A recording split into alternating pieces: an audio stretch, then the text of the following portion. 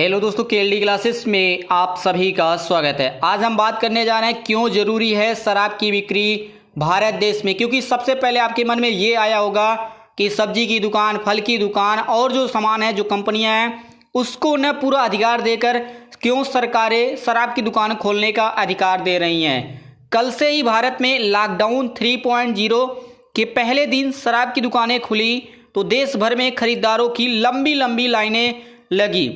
शराब की बिक्री तो शुरू कर दी गई, लेकिन अन्य कारोबार बंद क्यों है, ये सबसे बड़ा सवाल बन गया। ऐसे में सवाल उठा कि शराब की बिक्री सरकारों के लिए इतनी जरूरी क्यों हो गई है। सच तो ये है कि शराब और पेट्रोल ये ऐसे दो पदार्थ हैं जिन पर राज्य सरकारें अपनी जरूरत के हिसाब से टैक्स लगाकर सबसे ज़्यादा राजस्व वसूलती हैं। माना जा रहा है कि राज्य सरकारों को हो रहे राजकोषीय जो घाटा है उसको कम करने के लिए ही लॉकडाउन के बावजूद शराब की दुकानें खोली गई हैं। हर राज्यों में खोली गई हैं। ऐसा कोई भी राज्य नहीं है जो ये कह देगा कि हम 3.0 जो लॉकडाउन किया गया है उसमें सभी शराब की दुकानों को बंद रखे हैं। लेकिन उत्तर प्रदेश में आबकारी मंत्री राम नरेश अग्निहोत्री के इस बयान से कुछ अलग ही बात नजर आ रही है। राम नरेश अग्निहोत्री बताते हैं कि शराब के ठेके खोलने के निर्णय में लोगों की सुविधा का भी ध्यान रखा गया है। जब इनसे सोशल डिस्टेंसिंग को लेकर सवाल किया गया तो इन्होंने बताया कि ठेकों के पास कानून व्यवस्था और सोशल डिस्टेंसिंग बनाए रखने के लिए पुलिस तैनात की गई। लेकिन आप सभी ने पहले ही दिन देख लिया होगा, चाहे वो दिल्ली की बात कर लिया जाए या लखनऊ में, कि किस तरह से भगदड़ मची है इस शराब के लिए। इनके अनुसार उत्तर प्रदेश सरकार को शराब की बिक्री बंद होने से प्रति माह करीब 3,000 करोड़ रुपए का नुकसान हो रहा। सिर्फ अकेले उत्तर प्रदेश की बात की गई है। जब इनसे इसी से जुड़ा सवाल पूछा गया कि क्या सरकार ने राजस्व वसूली के उद्देश्य से ही ठेके खोले, तो मंत्री जी बताते हैं कि राजस्व वसूली तो एक मकसद है ही, लेकिन जनता की ज़रूरत का भी ध्यान रखा गया है, जिसके कारण से ये शराब की दुकानें हर जगहों पर खोली गई हैं। वर्ष 2018 और 19 में उत्तर प्रदेश सरकार ने शराब की बिक्री से 24,000 करोड़ रुपया लगभग टैक्स के रूप में वसूला था। सिर्फ शराब से बात की गई है। इस समय अकेले उत्तर प्रदेश में शराब की 18,000 से अधिक दुकानें हैं जो रजिस्टर्ड हैं, जिनके पास लाइसेंस है। इसमें भट्ठे वाले को गिना नहीं गया। जो भट्ठों पे जो दुकान होती है, पौवा जो चलता है, उसका यहाँ पे कोई डाटा नहीं है। राजस्व बढ़ाने के लिए यूपी सरकार ने जनवरी 2018 में नई आबकारी नीति भी लागू की थी। इसका उद्देश्य शराब बिक्री क्षेत्र में बने एकाधिकार को खत्म करना था। यहाँ पे वो लगाया भी गया, आप इसे पढ़ लीजिएगा कि किस तरह से यहाँ पे जो लगाया गया। योगी जी सरकार ने जनवरी 2018 में इसे पास किया था, जिसके माध्यम से और अधिक राजस्व अब उत्तर प्रदेश सरकार को मिलने लगा है। भारत के जिन राज्यों में शराब बिकती है वहाँ सरकार के कुल राजस्व का 15 से 25% हिस्सा आपका क्या होता है, सिर्फ यही शराब से ही उनको पैसा मिलता है। यही वजह है कि लॉकडाउन के बाद भी राज्य सरकारों ने शराब बेचने में जल्दबाजी दिखाई है। चाहे वह उत्तर प्रदेश हो, कर्नाटक, उत्तराखंड, राज्य अपने ही अलग अलग ऐसे जो राज्य हैं उन्होंने अपने कुल राजस्व का 20% से अधिक धन सिर्फ शराब की बिक्री से प्राप्त करते हैं प्रतिवर्ष। और वहीं केरल, तमिलनाडु और महाराष्ट्र में सरकार कुल राजस्व का 10% से भी कम बिक्री कर प्राप्त करती है शराब से। क्योंकि यहाँ पर शराब पर जो लगता है टैक्स वो दूसरे राज्यों की तुलना में बहुत ही कम लिया जाता है, चाहे वो केरल हो, तमिलनाडु हो, महाराष्ट्र हो। सबसे बड़ी बात यह है कि शराब को जीएसटी से बाहर रखा गया है, अर्थात राज्य सरकारें अपने हिसाब से टैक्स का निर्धारण करती हैं, चाहे वो शराब हो या पेट्रोल हो। लेकिन भारत के गुजरात और बिहार राज्य में शराब की बिक्री पर रोक है और इन राज्यों में सरकार को शराब से कोई राजस्व हासिल नहीं होता है। आंध्र प्रदेश राज्य में जहां कल से करीब 4,000 शराब की दुकानों को खोला गया, वहीं एक नया शराबबंदी टैक्स भी लगाया गया कि आपको इसके बदले में एक्स्ट्रा पैसा आप सभी को देना होगा। लेकिन सरकार ने अभी तक टैक्स की रेट निर्धारित नहीं कर पाई है। राज्य के विशेष सचिव रजत भार्गव ने 3 मई को एक प्रेस वार्ता में कहा कि हम राजस्व वसूली की वजह से राज्य में शराब की दुकानें तो खोलेंगे, लेकिन सरकार शराब पीने के गलत प्रभाव को लेकर भी चिंतित है। और यही वजह है कि हम शराबबंदी पर जो पहले से टैक्स लगता है उसके अलावा एक अलग से टैक्स लगाने जा रहे हैं। इसकी रेट जल्द ही तय कर दी जाएगी। उन्होंने आगे बताया कि आंध्र प्रदेश लंबे समय तक शराबबंदी कराना चाहता है, जैसे इस तरह से लॉकडाउन 1 और लॉकडाउन 2 में इस तरह से सब बंद था, तो वही इसमें कहा गया कि आगे भी अगर सरकार कहेगी, केंद्र सरकार, तो हम आगे भी इसे लागू करेंगे।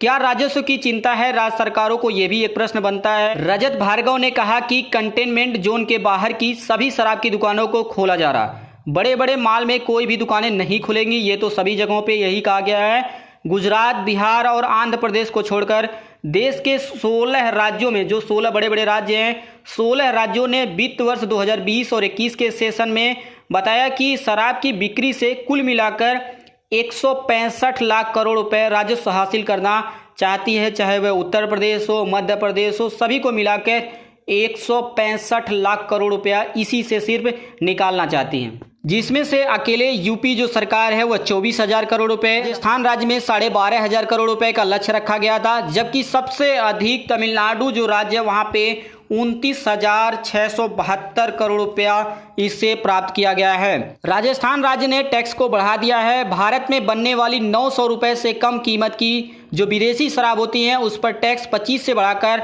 35% की वृद्धि कर दी गई है, इस तरह से लगभग 10%। वही 900 रुपए से अधिक कीमत वाली बोतल पर टैक्स जो पहले 35% था उसे बढ़ाकर अब 45% कर दिया गया है। यही नहीं, राजस्थान में बियर पर टैक्स भी 45% कर दिया गया है, जिस पर पहले 35% टैक्स लगता था। अर्थात यदि कोई व्यक्ति 100 रुपये की बियर खरीदता है तो वो 45 रुपये इस पर सरकार को, जो राज्य सरकार है, उसको देना पड़ेगा। लॉकडाउन के पहले दिन जब राजस्थान में शराब की दुकानें खुली तो खरीदारों की भारी भीड़ लग गई। कुछ मीडिया रिपोर्ट में कहा गया कि राजस्थान सरकार लॉकडाउन के दौरान शराब की बिक्री को फिर से रोक सकती है। राजस्थान सरकार के प्रवक्ता और स्वास्थ्य मंत्री रघु शर्मा से बात की गई तो उनके प्रतिनिधि ने कहा कि इस संबंध में कोई निर्णय अभी नहीं लिया गया। वहीं हरियाणा राज्य ने सोमवार को शराब की दुकानें नहीं खुली थी, एक भी नहीं खोली गई। इसकी वजह शराब विक्रेताओं और सरकार के बीच टकराव को माना जा रहा है। शराब दुकानदार लाइसेंस फीस में रियायत की मांग कर रहे हैं। वहीं हरियाणा सरकार प्रति बोतल 2 रुपए से लेकर 20 रुपए तक कोरोना सेस अर्थात अलग से टैक्स लगाने का निर्णय लिया है। हरियाणा के उप मुख्यमंत्री दुष्यंत चौटाला ने रविवार को बताया कि सरकार ऐसे कदम उठाएगी। इसी बीच राजधानी दिल्ली में पुलिस को भीड़ की वजह से कुछ शराब की दुकानों को बंद कराना पड़ा था। कल की बात की जा रही है। राजधानी में 24 मार्च के बाद से पहली बार शराब की दुकानें खुली तो ग्राहकों की भीड़ उमड़ पड़ी। शराब की दुकानें खुलने से जहां पीने वालों ने राहत की सांस ली, वहीं दूसरे कारोबार करने वाले लोगों का कहना है कि जब शराब की दुकानें खुल सकती हैं देश भर में तो उनके कारोबार क्यों नहीं खुल सकते हैं। जो छोटे छोटे दुकान वाले हैं, बड़े बड़े लोग हैं, सभी ने यही प्रश्न किया। Federation of all India trades, जिसे हम कैट के नाम से भी जानते हैं, ने शराब की दुकानें खोले जाने का विरोध किया। कैट के राष्ट्रीय जो महामंत्री प्रवीण खंडेलवाल ने बताया कि शराब की दुकानों को खोलना राज्य सरकारों के मानसिक और दिवालियेपन और राजस्व प्राप्त करने की जो स्वार्थ है उसका जीता जागता सबूत है। ऐसा कोई भी राज्य नहीं है जहां पे ये कहा गया कि हम अपने जो नागरिक, अपने राज्य के नागरिकों को बचाने के लिए शराब की दुकान नहीं खोलेंगे, लेकिन सभी ने वही काम किया जो सभी ने एक देखी रेखा में करते आए हैं। इन्होंने कहा कि इस निर्णय से सरकारों ने नागरिकों के स्वास्थ्य के साथ मजाक किया और लॉकडाउन के मूल उद्देश्य को नाकाम किया। क्योंकि लोग अगर कहें कि हम वहाँ पे शराब की लाइन में लग के हम सोशल डिस्टेंसिंग की बात करेंगे, वहाँ पे पालन करेंगे, तो ये कह सकते हैं कि लगभग हम झूठ ही बोल रहे हैं। खंडेलवाल ने सरकार से प्रश्न किया कि क्या देश में कोरोना का खतरा कम हो गया जो शराब की दुकानों को खोला जा रहा है। यदि शराब की दुकानें खोली जा सकती हैं तो आम नागरिकों के जो कारोबार है उसको दुकानों को क्यों नहीं खोला जा सकता है। अभी आपने आज ही देख सकते हैं या लास्ट 24 घंटे में लगभग पूरे भारत में 4000 के करीब केस आए हैं, न्यू केस आए हैं। ये सब दिल्ली सरकार ने भीड़ को कम करने के लिए शराब की बोतलों पर अंकित मूल्य पर 70% का विशेष कोरोना शुल्क लगाया है जो आज से लागू होगा। इसका मतलब ये हुआ कि जो शराब पहले दिल्ली में 1000 रुपये पे मिलता था अब वह आपको 1700 रुपये आपको देना पड़ेगा, तब वह आपको मिलेगा। उत्तर प्रदेश में लॉकडाउन के पहले दिन ही करीब 300 करोड़ रुपए की बिक्री हुई है शराब की, और यह अब तक का रिकॉर्ड है बिक्री का। उत्तर प्रदेश में पूरे इतिहास में देखा जाए तो एक दिन में 300 करोड़ की बिक्री कभी भी शराब की नहीं होती। तो शराब के बारे में थोड़ा सा हिस्ट्री में जान लें कि भारत में कब कब कितने ठेके या कितनी दुकान थी। 1832 तक भारत में शराब की करीब 350 दुकानें हुआ करते थे। 1947 में जब भारत आज़ाद हुआ तब पूरे भारत में 1500 शराब की दुकानें थी, और आज अकेले उत्तर प्रदेश राज्य में ही 18,000 से अधिक दुकानें हैं शराब की, जो रजिस्टर्ड दुकानें हैं। भारत में बिना लाइसेंस के दुकानें लाइसेंस प्राप्त दुकानों से कहीं ज़्यादा हैं। चाहे वो भट्ठे वाली दुकान हो या कोई भी हो सकता है। 95% मर्डर भारत में बात किया गया, 95% मर्डर, बलात्कार और अन्य आपराधिक घटनाएं शराब पीने के कारण से ही प्रति वर्ष होती हैं और करीब 10 लाख लोग प्रति वर्ष शराब के कारण से मर जाते हैं। चाहे उनको कैंसर हो जाता है या अलग कोई बीमारी हो जाती है या रोड में एक्सीडेंट हो जाता है, कुछ ना कुछ कारण से वो करीब 10 लाख लोग इस शराब के कारण से वो मारे जाते हैं। भारत में प्रति वर्ष 80 करोड़ लीटर शराब पैदा की जाती है। वह अपने देश में तो लोग पीते ही पीते हैं, दूसरे देशों में भी भारत सरकार निर्यात करती है शराब का।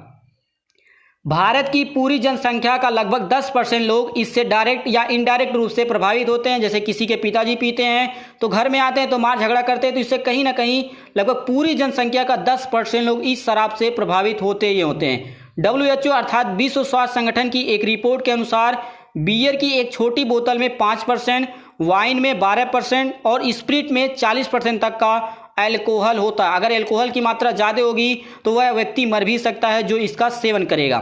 सेहतमंद रहने के लिए और खुद को शराब के दुष्प्रभावों से बचाने के लिए सप्ताह में 14 यूनिट से ज़्यादा शराब नहीं पीनी चाहिए। ये इसको किसने कहा? ये विश्व स्वास्थ्य संगठन ने एक मानक तय कर लिया है कि आपको एक सप्ताह में अधिकतम 14 यूनिट ही पीना होगा। अब एक यूनिट कितना होता है ये भी आपको समझना होगा। एक यूनिट जो होता है वो 25 ml के बराबर होता है। तो एक यूनिट 25 ml, तो 14 यूनिट कितना होगा? 350 ml आपको प्रति सप्ताह इससे ज़्यादा नहीं पीनी होगी, नहीं तो आपके लिए भाई समस्या हो सकती है।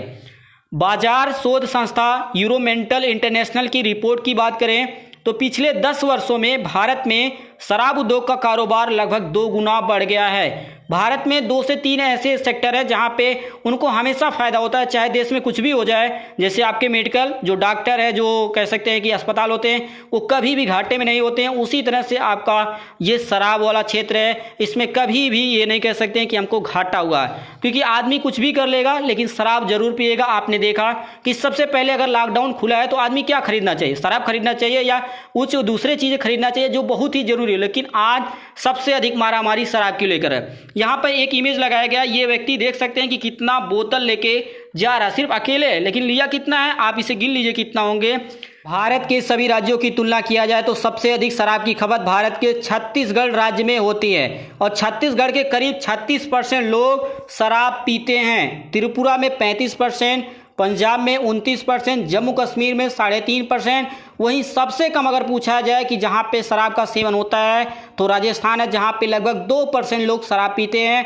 अब ये कोई कहे कि बिहार और यहाँ पे जैसे गुजरात वहाँ पे लोग शराब नहीं पीते हैं तो वहाँ पे बिकता ही नहीं है, तो वहाँ की हमने बात इसलिए नहीं की है। लेकिन अगर संख्या के आधार पर देखा जाए तो उत्तर प्रदेश राज्य में सबसे अधिक शराबी हैं। उत्तर प्रदेश में करीब 4 करोड़ 20 लाख लोग शराबी हैं जो शराब का सेवन चाहे एक दिन के अंतराल पे करते हैं या डेली कहीं ना कहीं वो कर ही लेते हैं। भारत में 1990 में प्रति व्यक्ति शराब की खपत 4 लीटर थी, चाहे आप पीते हो या ना, लेकिन कह सकते हैं कि पूरी जनसंख्या पे हर व्यक्ति पे 4-4 लीटर शराब होता था, भले आपके स्थान पे कोई दूसरा पी रहा होगा। उसी तरह से 2019 में यह बढ़कर 6 लीटर हो गई है। तो आप देख सकते हैं कि भारत में कितनी खपत है शराब की और कितनी ज़रूरी होती है किसी भी राज्य सरकार को, क्योंकि जब तक पैसा आएगा नहीं तो पैसा खर्च करेंगे नहीं। लेकिन यह भी आपको समझना होगा कि अगर हम उनको पैसा कहाँ से ला रहे हैं, शराब से बेच के ला रहे हैं, तो वो आदमी पिएगा तो मार झगड़ा करेगा, अपने भी मार करेगा इस तरह से, तो उसको नुकसान होगा। तो हम ये कह सकते हैं कि सरकार को ध्यान देना चाहिए इस पर। अगर इसके जगह पे शराब की दुकान के स्थान पे कुछ ज़रूरी जो इसेंशियल जो चीज़ें होती हैं उसके दुकान खोलने के अगर आदेश देता तो कुछ ज़रूर लोगों को फ़ायदा होता। इसी प्रकार से बने रहने के लिए आप सभी दोस्तों का KLD क्लासेस की ओर से धन्यवाद।